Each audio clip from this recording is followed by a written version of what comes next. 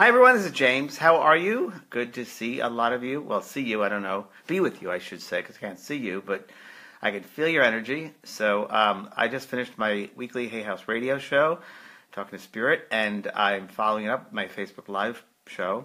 And for those who are getting notification here that I'm here live on Facebook, I have some lovely, wonderful news to share with a lot of you, that I'm going to start to do media mornings, which is I will be on 9 o'clock Pacific Standard Time, 12 o'clock Eastern Standard Time in the U.S., and of course in the other countries you have to find out when that would translate to. But I thought, since I'm drinking a cup of coffee in the morning, let's have a coffee chat. So I'll answer some questions. I won't be able to do readings per se on those because it's hard to do readings on Facebook Lives, but I think it would be a great way to connect with everybody and to answer some general questions that you would like to have, and look at my perspective, my answers on them. So that I thought would be a great opportunity to keep in touch with everybody. I've been very successful with our school, the JDP School of Mystical Arts. It's been very successful as far as building a community of spiritually minded people. And that's been working really well with these connections on the video and Zoom and chat live. And we're going to do more of that this new coming year. And I'm going to do these media mornings. So I think it's a great way also to keep in touch with everybody. And I love to do that because I'm of service here, and I like to connect with everybody. So, and many people can't make my workshops or demonstrations around the country or in different parts of the world. They can't make them. They can't do that. So this is a way to keep in touch. Yeah. So anyone that you know that might like this type of work or talk to me about general things of spirituality, tell them about the Media Mondays. And for anybody who has not yet registered your email on my website, which is vanpraagh.com, along with that comes a free gift that you get. And it'll give you a way of keeping in touch with all of our events that we're doing this year. We're going to be doing a lot of different types of events, counseling events, intuitive events, healing events. We're doing a webcast very soon at the end of the month. And it's about letting go of that which no longer serves you. Very important issue. So feel free to, again, register your email on vanpraagh.com so we can notify you when that's going to happen. And you're always welcome to unsubscribe also. So I'm not one of those people that sell my website, sell my email list, or keep people hostage. I don't believe in that. So you can always unsubscribe. But it's the best way to keep in touch with events that are going to happen. So I'm going to look at some comments. Hello, everybody. Hello, Harrington. Hello there. Hello from South Africa. Hello there. Ginger Beverage, that was wonderful, thank you. Miriam, hello. Beth Michaels loves my meditations, they're amazing. Thank you very much. I love doing my meditations, so that probably comes out. There's a passion there that I think if you do everything in life with passion, that is presented, it comes out that way. So thank you very much. Lisa K, good afternoon, James. Can you tell me how my sister's doing? I can't do readings right now, honey, but there may be an opportunity. I might be starting up with some private readings again, so make sure you're definitely registered your email because we'll notify you. Frank Castacom asks, what is your view on readings within religions? That is very general, so it's hard to answer what that means. Readings within religions, like reading the gospel, epistles, this sort of thing. I don't know. As far as religion goes, per se, I don't believe in man-made religions. I don't go for that. That's just man-made. I believe that all religions are bits of the truth, but not any one religion is all the truth. I think it comes down to love or fear, myself. And if I'm going to choose a religion, it would probably be love. That would be the religion I'd choose. I just think there are purities within religion, but when man poisons it with fear and you can't do this because you'll burn in hell or something like that, or there's just one follower, Jesus is the only one. I think that's tough because you're limiting God. You limit God. God is in everyone. God is within everyone. And I think that many religions are fear-based, and I don't believe in that. I don't believe Jesus came back to be a savior per se. I think Jesus was a master and could use the God within so strong that he was able to perform miracles, which are used in the molecular structure of things, creating materializations. A wonderful medium Jesus was. Could also communicate with the spirit world. So make sure it's coming from love, not fear.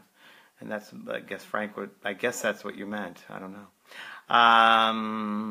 Diane Husband, is that the name? That's an interesting name. Do our loved ones feel bothered by our sadness? Well, that's a good question, sweetheart. They're not bothered by our sadness, but they are aware of our sadness, and everything is energy. So they see your thoughts, and they hear your thoughts extremely well, much more than we do here, because they're in a mental vibration. While we're in a physical vibration, they're really in a mental vibration. So your thoughts are amplified. So they pick up your depression. They pick up that sense. They know, of course, that it's the human condition that we miss someone when they're physically not there. The difficult thing is, just like in the movie Ghost, they're very alive. They're more alive there than they are here. So they want their loved ones to know, don't grieve for me because I'm still around. I'm still alive. I'm not dead. I'm very, very alive. I can't tell you how many hundreds and hundreds, if not thousands, of readings I've had where people have come through, children and adults, and said to their loved ones, I'm not in the ground. Stop going and looking in the ground. I'm not down there. Or looking at that little cup. I'm not there. I'm around you. So I always say grave sites, and my parents are buried. I'm going to a cemetery, is a place of contemplation. And they're next to you. They're not in the ground, but they're next to you. But it might be a place of contemplation for people, and that's worthy. It's a memorial that's worthy of doing that. I'm getting Dagny YM Walters asked me, do you talk about the divine Sophia's return? Dagny, tell me more about it. I know nothing about the divine Sophia's return. The first time I've heard about it. Christine, I love your work. Thank you. Hi, James. Exists bad spirits? Bad spirits, evil. Ooh, I don't believe in evil. I think it's a man-made concept. I believe that there are people that are unaware or just are not. This love is not there to us. The wattage is down, perhaps. I'm more afraid of the living than I am of the dead. I think that people who don't love themselves will not love others and enforce acts of cruelty to other people. So I think that's more of how I see it. Again, what I say is just my opinion. So remember that anyone who speaks to you in a level of been around a while, it's just their opinions, it's experiences. And that's true either of Oprah Winfrey too. We saw her in Golden Globes, and I know Oprah, and she's a lovely lady, but she is a human. She's having a human experience too. So people put her on a pedestal, and other people on pedestals, including myself. I don't like to be on a pedestal. We just talk to you from experiences, and if those experiences can help you and resonate and ignite, if you will, or enlight your own soul's light, for you to look at yourself and see yourself as a soul having a human experience, then that's what we're there for. Those people that are in leadership roles, is to help illuminate your own soul. So remember that. Don't give up your power. Okay. Lots of people calling in. Thanks. And Media Monday is going to be great. Make sure that you're registered on my email and my Praagh.com so you'll get notifications. Joy Cummings. Hello, just heard you on the radio. Thank you. You have relatives in Cork, Ireland. I do indeed have relatives in Cork, Ireland. I'm from the east part of Cork. I had my DNA done on those programs, one of the programs. And thank you. Happy birthday, Joy. Thank you very much. I'll come over in June. I'll be there in Europe in June and July. We're working on the dates right now, so we'll let you know. So Kathy D. Savelle asks, how do you choose love in times of fear? Well, I look at fear as an opportunity to love. So every day we're given choices. Do the choices work from a space of love or fear? What are you afraid of? So you got to go into this kind of art of self-discovery. So what makes you fearful? So fear, F-E-A-R, is false ego appearing real. So that's part of the human self, not the spiritual self, not your soul speaking to you, but that's the human part. So you've got to ask, what are you afraid of? What people think of you, of not having enough. I just say to people, you've made it thus far. I think the universe has your back. So sometimes in those situations of fear, it's the ego trying to be in control. The ego always likes to try to be in control. And when it's not in control, fear comes up. So that's really what that is. The ego always has to be right. Okay. Will I ever be in Scotland? Yes, I'm trying to work with my good friend Gordon Smith over there. So we're might be doing something in Scotland. Just make sure you register your email so we'll let you know when it happens. John Williams is watching. Hi, John Williams. How are you, John? Good to see ya. John Williams, I used to do a radio show. Thank you, Gabrielle. Love you. Thank you. Laura, glad you don't believe in fear-based religions. Thank you for confirming that. Yeah, I don't. Not my gig. Not my vibration. Ann says, well, your books have helped you. Thank you tremendously. After the passing of my son, thank you during my grieving process. Thank you, Deanne. You know, when children pass over, many times, we say it's unnatural, which it is, I guess, if we could look at it from a time perspective of the human. But from the soul point of view, there might have been an agreement before the incarnation between you and your son, you and your children, that soul has to go to that particular age, and maybe to help you from the other side or continue its own work. You can't measure life by 90. We measure physical life, human life, by 80, 90 years. That's a successful human life. But really, we're a soul having a human experience. And the soul comes back to learn lessons. It's here to learn lessons. And when those lessons are finished, the soul graduates and goes back home. And that soul can just need the lesson of birth, and then it's finished. Or 10 years, and then it's finished. Or 20 years.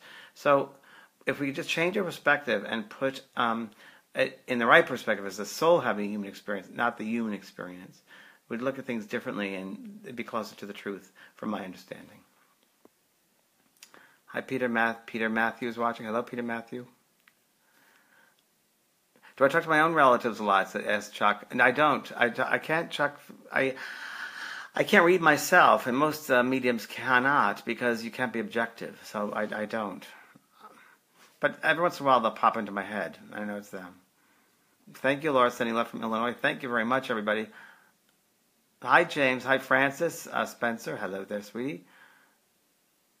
Robin Richardson de Brazier. Shepherds who stand-up comedy.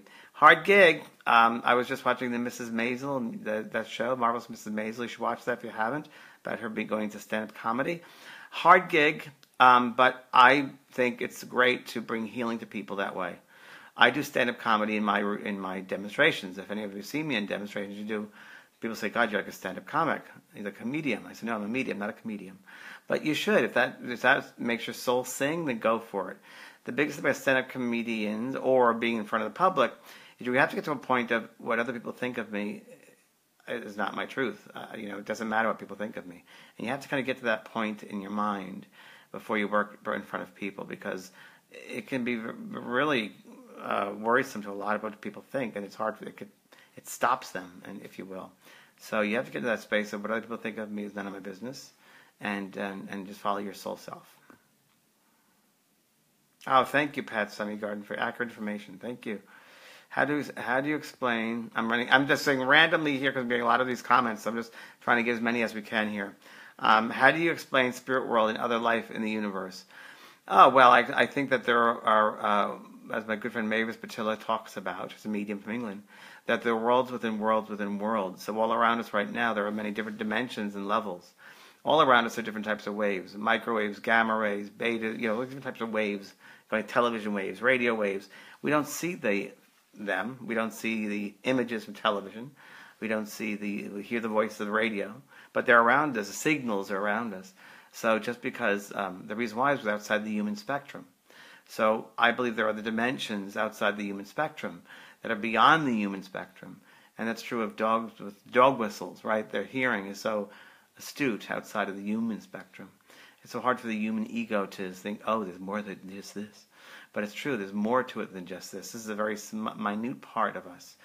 I often say that as a soul, 20% is in the body, 80% is outside of us. Think about that one. Okay.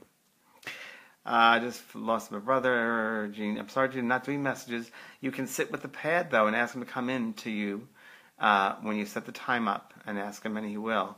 If you can just... a good way to do that is... I'm going to just give you a hint here. If you want to contact somebody, sit with a pad and a pen, and set up a time. And when you get to that space, that time, just relax. Still yourself with a breath. Maybe stare at a part of the floor, a piece of the carpet, or a part of the wall, and just let your mind drift. And eventually you'll feel them come close to you. And that's a good way. All right. Do your spirit guides come through to warn us of harm? Often they do, in a very subtle way, Dawn. I just wrote a wonderful book about that, about the wisdom from your spirit guides, it's called. And that's a good book to look at that. And then just how to communicate with your guides, how to know when they're in your space. It's a thorough book about that I just wrote. What about pets? They stay with us. Yes, pets come and greet us when it's time to go home. That love continues on. The love that we create in this earth continues on. That affinity of love is what brings us together. Love completes. Love brings together. Fear separates.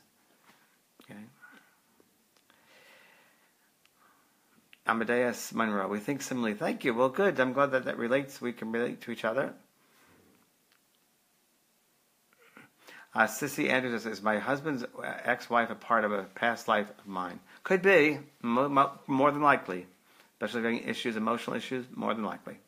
Working lessons out.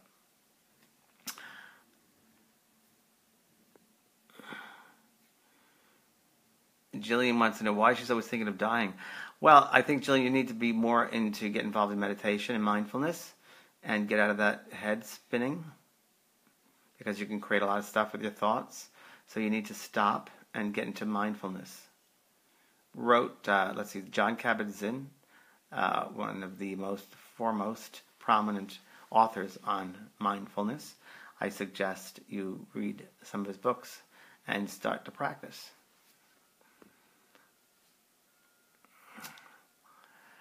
Okay, my goodness gracious. Scotland from Kelly. Hello, Kelly. Love to you. Scotland, Glasgow. Love Glasgow. Thanks, Jack and Love and Light. Thank you. Hi from Rhode Island. How dangerous is EVP? I heard a nasty voice tell me once to leave him alone. Ooh. I don't know. EVPs are a great way to contact spirit, but I don't know how much of our own fear is getting out into the atmosphere. I often talk about creating a space around us. And in that space, the spirit people can work. But if our fear is there, they can only use what they have. And if we have fear in that space, that's what will come through. So it could be part of that as well. EVP is electronic voice phenomena. I've had some great results. Electronic voice phenomena. Diane wants 1111. What does it mean? Synchronicity. 1111 means new beginnings. Well, I think that's it for now, guys. Thank you very much. So make sure that you, again, register your email on vadprog.com. And I will let you all know when the Medium Mornings. I just came up with that this morning, or they gave it to me. And that'll be 9 o'clock Pacific Standard Time every morning. And I'll let you know when it starts. Okay? Until then, have a great one. And again, choose love over fear. Okay. See you next time. Bye.